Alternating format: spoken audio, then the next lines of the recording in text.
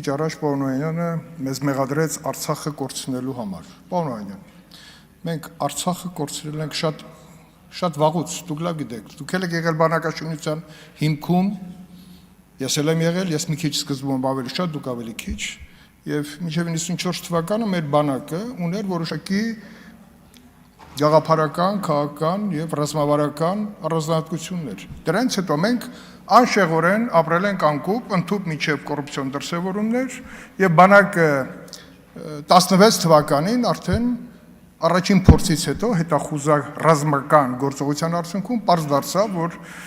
հակառակորդը ըստ էության ցույց տվեց, որ ունի առավելություններ։ Մենք այդ առավելությունները իրենց չենք ցանկացել տեսնենք, որտեղ քաղաքական առումով մենք ասել ենք ստատուս քվոն հավերժելու։ Այս հարցին ես չէի մոտենա, եթե ձեր տեսակետները չնչեցնեի կորուստի հետ կապված։ Իսկ եթե կորուստի պատճառները շատ էիք ուզում իմանայիք, քննիչ հանձնաժողովը շատ լավ հարթակ էր այդ ամբողջը վերհանելու, որը վերհանված է, եւ հասարակությանը եւ մեր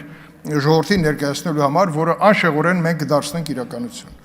Դա այդ մասով։ Իսկ ինչ անում ենք հիմա, անում ենք, կառուցում ենք այն բանակը այն ռազմավարությամբ, որը ոչ միայն կլինի պաշտպանական, այլ նաև իր մարտունակության տեսակետից կլինի մի քանի աստիճան ավելի բարձր։